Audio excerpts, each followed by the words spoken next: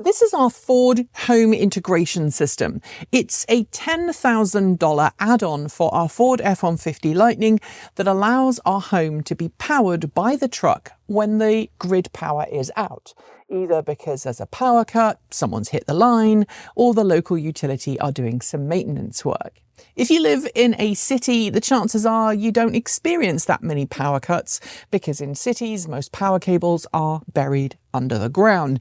Here though, in the Pacific Northwest, especially in more rural areas, our power still comes overhead. And when the power lines are overhead and you live somewhere with very tall trees and you get bad weather in the winter, power cuts are a given.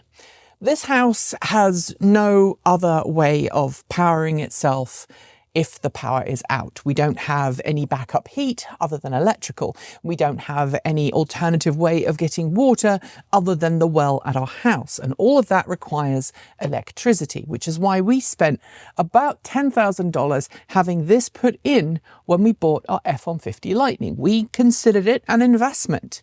And so far, it's actually helped us out on multiple occasions. It's not been as reliable as we would like, but actually, it's not this unit that's been unreliable. This is the original Sunrun branded Delta inverter. This is the original Sunrun branded Dark Start battery and the Blade box. And over there, the automatic switchover unit. They've all worked perfectly fine. What has not worked is the Ford Charge Station Pro. It's made by Siemens. Now, Siemens, different company to Delta, who made the power units. Let's just say they used one of their off-the-shelf charging units when Ford came calling, wanting to build this system. And this unit has been nothing but trouble.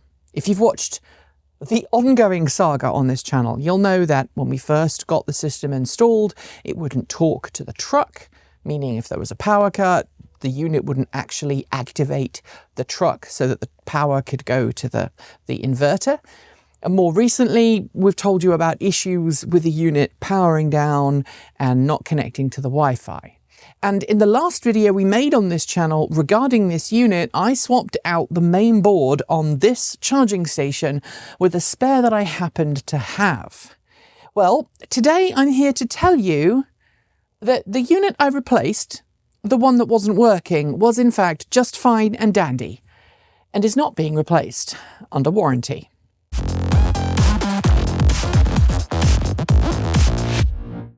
As you may remember, a couple of weeks ago, we took off the cover of this charging station because the original unit that was here, or rather the replacement for the replacement for the replacement for the replacement unit that was here, had stopped connecting to our home Wi-Fi.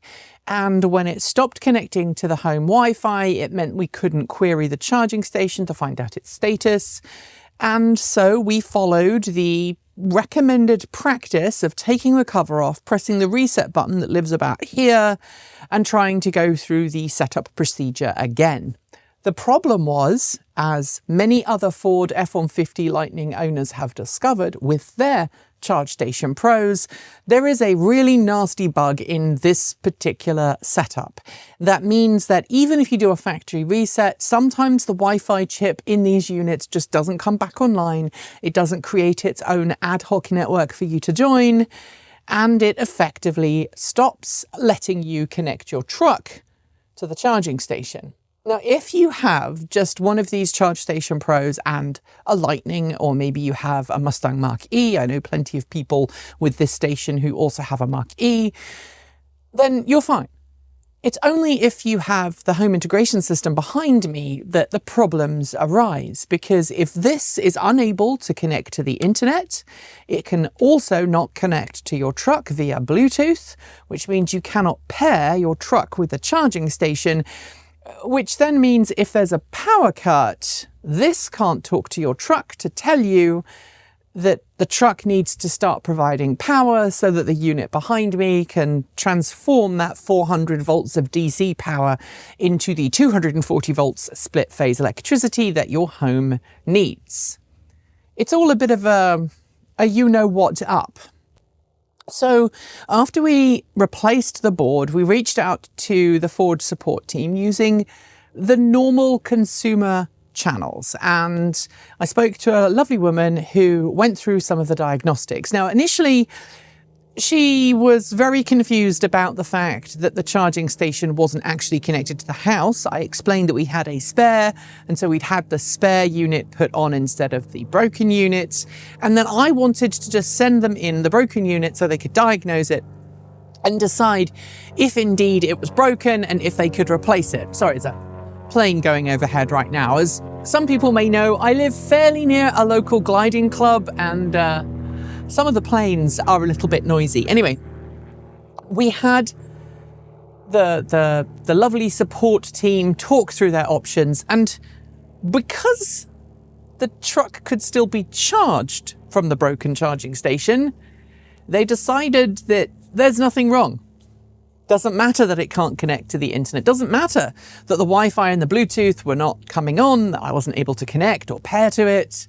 No, it was still working, because its primary function was charging the truck, meaning that if I didn't have this spare unit, I would have a $10,000 paperweight behind me, and I would be completely out of luck. Now, I have now reached out to some of my other Ford contacts through less official channels, and hopefully we'll get to a solution. But today, we're going to try and figure out what on earth has been going on with the broken board. I'm going to take you upstairs. We're going to look at it in the lab and try and figure out just what's been happening and see if we can actually wake it up again. Because while this does have high voltage electricity going through it, it's also my opinion that if you can't fix it, you don't own it. So let's pwn it, huh? Welcome to my office. This is effectively where we do all of the video editing for Transport Evolved. This is the computer that I edit 10 on. I also do some of the storyline editing for some of our videos. Across the way, you can't see it, is another desk where Vi has a computer that is used for all of the colouring and all of the heavy editing. I tend to do most of the light editing these days, and Vi does all of the heavy lifting. But also on my desk right now, I've got this, which is a CH314A programmer. It allows me to plug my computer in to this using a USB A socket, and then these three cables coming off of it are going to go through to the main board on the other Ford Charge Station Pro. Now, this board here is from the broken Charge Station Pro, and to power it on, normally you would supply 240 volts split phase here. So this is the earth connection. You've got the two live terminals there, but you can also power this off of a 12 volts. You'll see I've got two crocodile clips here, one black, one red, and that goes down to this little 12 volt power supply down here. So I'm going to turn that on in a minute, and it will supply 12 volts to this board and effectively pretend to be the dark start battery. That allows this low power side of this board to come on, and while the lights will go green instead of blue, they only go blue if it's got mains power, so 240 volts AC. You can still power the low voltage side of this with 12 volts. Obviously, that is safer. I do have, somewhere on the floor over there, I have a 120 to 240 volt inverter that I could, if I wanted to, connect up to this unit to actually power it from mains electricity. But because we're going to be doing kind of data probing here, I'm just going to supply 12 volts to the board here. It's a little bit safer. I've got a screen recording going, so you should be able to see what's going on here. So if I plug this in like so, and then I flip the switch, you'll see all of the lights come on. Now, there are two different debug kind of sockets that you can connect to. There's actually three, but I'm actually going to only connect to two here. Now, the first one here, which I'll move over to, is the one that shows you the main power on setup. Now, I know that I can just do that because the pins are oriented the same way around. So we've got ground, RX and TX. And when I turn this on, we'll see on the board here on the screen that it will show the power on self-tests, and we'll be able to see if there's any issues reported with any of the hardware connected to it. So in order to do that, I need to make sure that to talk to the MCU, I have the correct baud rate. So I'm just going to go through here and I'm going to enter that command. All right, so now it's showing the Minicom, which is going to allow this little device to talk to this. I'll power it on, and after a few seconds, you should see a bit of text appear on the screen. Here we go. So it's flashing, it's going through its test, and we can see from this self-test library diagnostics, it says VersiCharge 5G version 5.0.25. That's the same as the firmware that the Ford app will report. It says that the RAM is okay, the clock frequency is okay, the control flow to checkpoint 2 okay. It says it requires bootloader version 1.3 or above, and then it gives me some other text. Now, I have had a play with this before actually connecting this up today, and I have tried to stop the bootloader. So how that little thing works is that when you turn on a device, it will go through this initial check to make sure that everything is healthy. And then at that point, then it will go and load the operating system. Because this little thing here is the equivalent of your smartphone's main processor unit. And it's got the same kind of power in it as a rudimentary smartphone. And it actually runs a Linux kernel.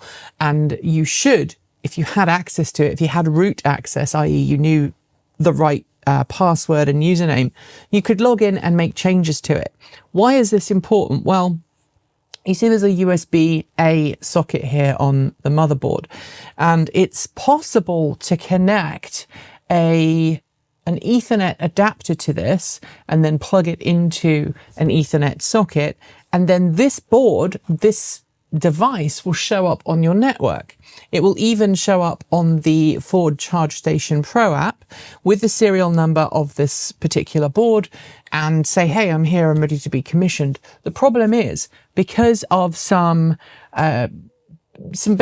basically some options that's hard coded into the software on this, you can't access the web server that's on here via anything other than the Wi-Fi chip. And the Wi-Fi chip is not coming on. It's not booting up and not coming online.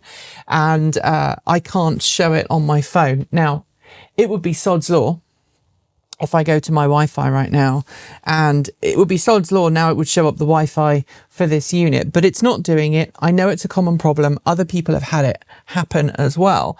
So if you are someone at Siemens who knows the password to gain entry into this, I would love to talk to you, because then I might be able to actually fix the unit that Ford said is not broken, and then maybe I'll be able to get it working again, maybe with an Ethernet connection instead. But as you can see, we've got some text running there. That doesn't really tell us anything useful. Let's have a look now and see if we can get into the other side of it. Basically, this is before the operating system loads. Now let's look at the operating system load, and it will give us a load of text that you will be familiar with if you are a Linux user, showing the actual process of the computer starting up. So I'm going to power it down. I'm going to switch into a slightly different configuration, and we'll see if we can get more information. Powering on. Escape Z. We're going to quit. Yes, I want to quit. And then we're going to change the baud rate here. We'll re-enter into Minicom, and I'm going to provide 12 volts again. And this time, after a short kind of pause, while it goes through those initial tests I showed you on the last screen, we see some lights flashing on the board here. And then in a minute, we'll start to see, as the program loads, as the software loads, we'll see some scrolling text appear here. Here we go. So this is basically the boot system log as the machine is coming on. And it's giving me all of the information. And this is what you'd normally find from Linux. And it's going through the process here. Now this is interesting. Failed to start LSB system logger. See system CTL. Well, I can't log in to see the logs because I can't see the logs. And then here it says EVSE, firmware version 4.1.0 AB, and then it's got SWA452JF login. That is the serial number of this unit. So if I went in and I typed root, it would ask me for a password.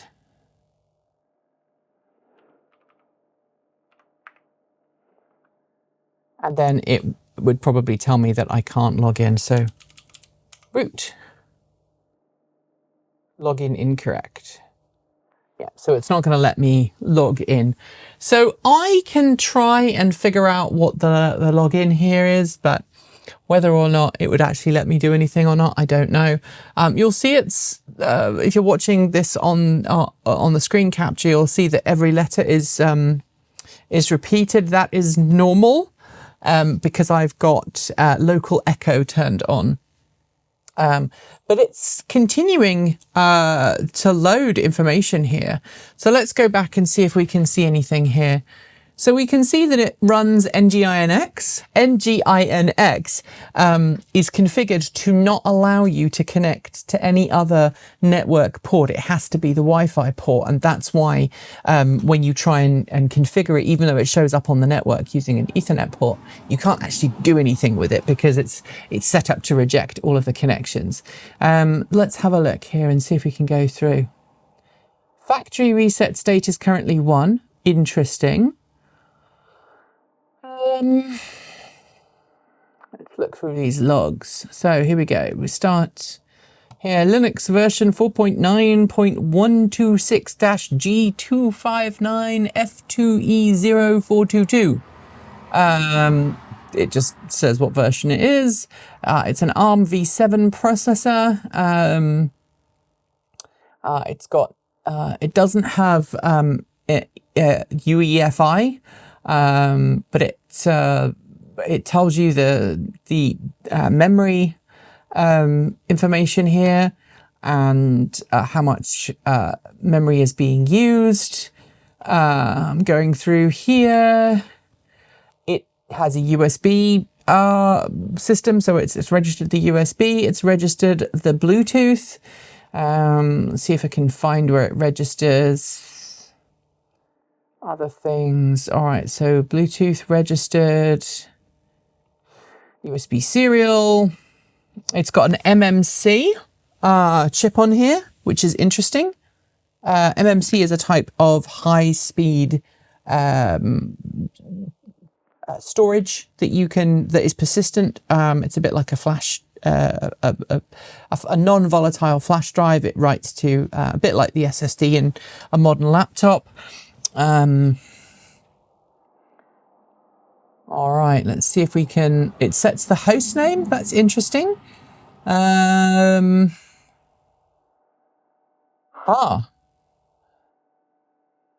got an fstab system message here. Checking was requested for i/dev/root, but it is not a device. Interesting. So it's learning the kernel modules. Learning ext4.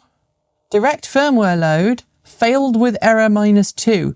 That is a Wi-Fi driver that's failing to load, and then it loads again. So it seems like it does eventually load, but it does point to maybe there being some Wi-Fi issues. In fact, this actually does what we think it does. So it does look like the WLAN0, which is the wireless internet connection, link is not ready. So it connects, or it sees the chip locally, but it doesn't actually boot, and we need to know why. Now, there are a couple of things I can do here. I can just leave it on and hope that it will eventually go through a reset process. Some people have said that seems to work for them. I have my phone up here to see if I can see the Wi-Fi access point that this should automatically do when it does a Wi-Fi reset, but nothing seems to happen. So what I'm going to do, while I've got it open, is I am actually going to do a factory reset. So what you have to do is you have to hold this button for about 15 seconds. And it should go white, which is what we've seen here. And I'm just going to see what the log does. Here we go. So it's stopping the services. So it's basically turning off and getting ready to reset itself, which is what we're seeing here.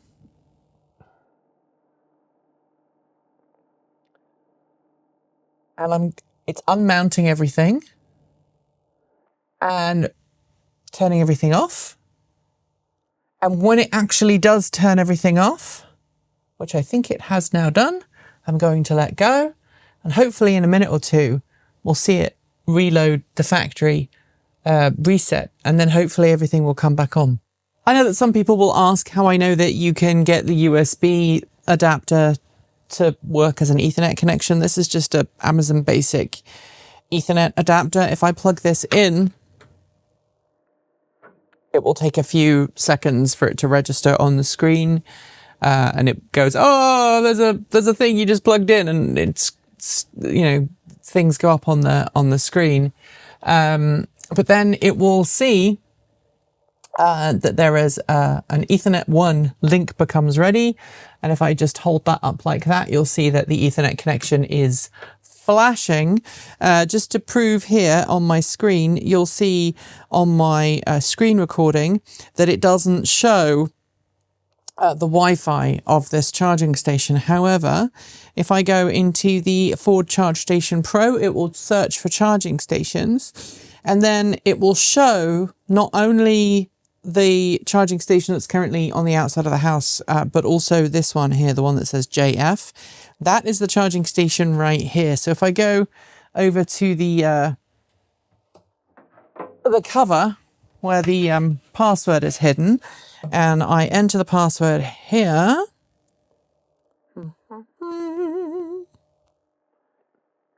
so even though it shows up on the local network and it can broadcast its serial number to allow you to see it in the app, if you try and connect to it, it pops up this unable to connect. And that is because of basically the firmware of this has put up a firewall, which means you cannot connect your Ethernet connected to it and bypass the Wi-Fi. And that just feels silly. It should be an option. And I know plenty of people who would quite happily have an Ethernet connection running to their Charge Station Pro. Ethernet is more reliable than Wi-Fi, and it would work so much better, especially since these units are known for having really, really poor Wi-Fi, and this would be a really quick solution. I didn't plan on making an add-on to this video, but between me filming the original video on Monday and it going live to patrons on Wednesday and everybody else on Thursday, there has been a bit of an update. Unfortunately, I've heard nothing back from my contacts at Ford. As you can see, the Charge Station Pro is still sitting there and it's still connected to my computer. I have been logging overnight to see if it's doing any random reboots or anything. I haven't looked through the logs, but what I did do yesterday, as it was Veterans Day and we took the day off, was I had a little bit of time to play, and doing some research online, I discovered that the ARM chip that this unit uses should be bootable using a BusyBox installation and a Drop Bear SSH installation. So I tried making a custom bare bones install on a SD card that I put into the back of this unit, because if you look in the back of this unit, there is an SD card slot. Yes, I did remove the screws holding it in place on the board so I could access it. And sometimes with devices like this, if you put a pre-compiled SD card into it and you turn it on, it will see there's an SD card in and it will try and boot from it. as a recovery procedure. That doesn't work for this. In fact, what it did was it booted up and it noticed that the storage was not securely formatted, and it actually reformatted the entire disk, including all of the software I put on there, and encrypted it so I couldn't then read and write it. And it's actually attached to this virtual machine that's actually in the server closet.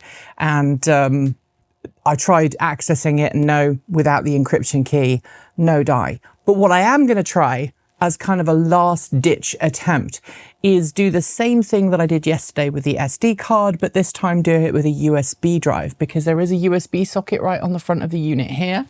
And I'm going to try one more time to try and force it to boot a BusyBox installation with Dropbear to try and get past the locked behind closed doors system that is currently obviously broken. The other thing that I'm going to try and do is just leave it and let it sit there on my desk running off 12-volt power, because it's not harming anybody. And some people have reported that after a couple of weeks, literally after a couple of weeks, it will just randomly come back to life. I don't hold much hope that that's going to happen in this case, but at least I've learned a little bit more about the charging station and how it works. The final nuclear option, if I don't get any response from Ford or Siemens, is going to be for me to connect the JTAG connector, which is right here on the board, connect up to that and maybe try and do a full memory dump of the current firmware that's on the chipset in this, and then maybe have a play with it that way. But that is well beyond my pay grade, if I'm really honest. And while I like these videos to have a nice rounded conclusion to them, I'm afraid this video is not going to have that, because we still don't know what the solution is going to be. And if you are someone with more hardware and software hacking experience than me, and that's not very difficult, believe me, please get in touch. I've also set up Hydra on a machine, and I'm probably also going to plug in the Ethernet adapter and then maybe try a Hydra brute force attack to try and get into the firmware that way. But I don't hold much hope out for that either. But as a reminder, remember kids, electricity will kill you. So if you are wanting to do anything similar, I realized I didn't mention this in the earlier part of the video. If you're going to be doing something like this with a charging station, follow all of the sensible procedures. Don't go just randomly touching live components. Don't use mains voltage electricity unless you absolutely have no other way. And of course, with this Charge Station Pro, we can run it off 12 volts. We've just basically powered up the 12-volt rail, and it seems reasonably happy doing so. So yeah, don't make this come true. If you have any ideas, let me know down below. I'm sure we'll have another video on this very soon. Thanks for watching today. You can connect with us on Patreon, Discord, Mastodon, Blue Sky, or through our website.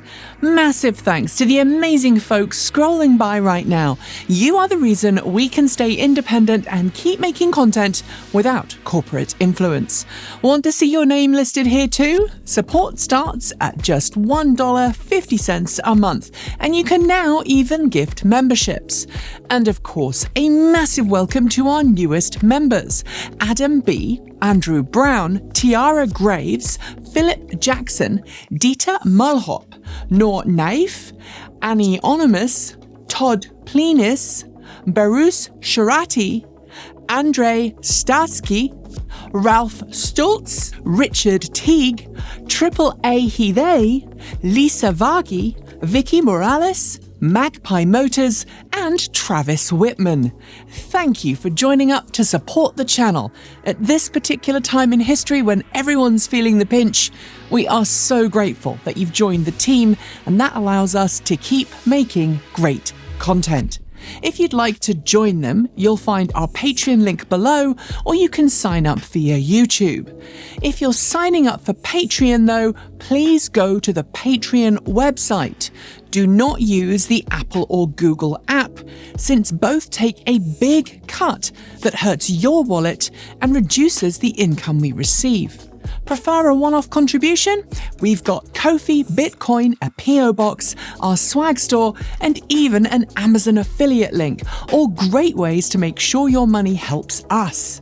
We post new videos every few days on the main channel, plus extras over on TE Take 2. And since YouTube comments, while open, aren't safe for us, the best way to chat with the team is through Patreon, Mastodon, Blue Sky, or our website, or in fact, our Discord chat. If you want more, the mighty algorithm thinks you'll like this video, but we'd love you to check out this one instead. Be awesome, be kind, be intentional, and never forget to resist. Keep evolving!